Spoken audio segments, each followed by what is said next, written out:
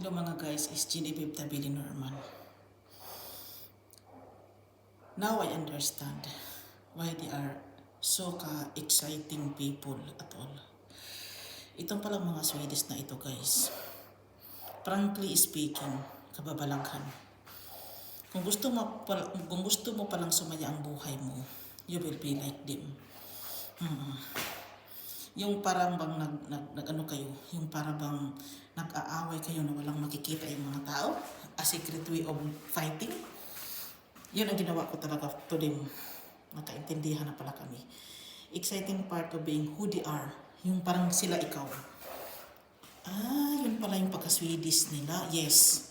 Napakahirap intindihin ang mga ganyan, guys. Mahirapan ka, guys. Kasi hindi mga tao. I'll be doing this to you again dahil nagka-change siya guys. Kung alam nyo lang, nagka-change dito. I'm ready to fight back to them. Hindi mga tao, mga walang hiya. Oo. Kung sasaktan nila ang isang Pilipinang katulad ko, they're acting, wala na akong chance to fight back to them. They are very, very wrong. Ito yung ano ko sa kanila. Ito yung parang revenge ko sa kanila guys. Napakawalang hiya ng mga taong ito.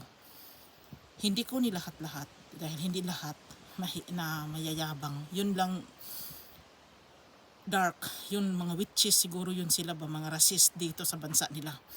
Kung ako na lang yung aatakehin nila because they are jealous with me, babalikan ko kayong lahat. Hindi ako matatakot sa inyong lahat. And this is my revenge to you. To planting this like yours. Akala lang ninyo hindi ko alam. Akala lang ninyo kayo lang ang magaling. Now, guys, nangapildi sila guys. Guys, you don't understand. Guys, dito na lang ako. Maraming salamat. Bye.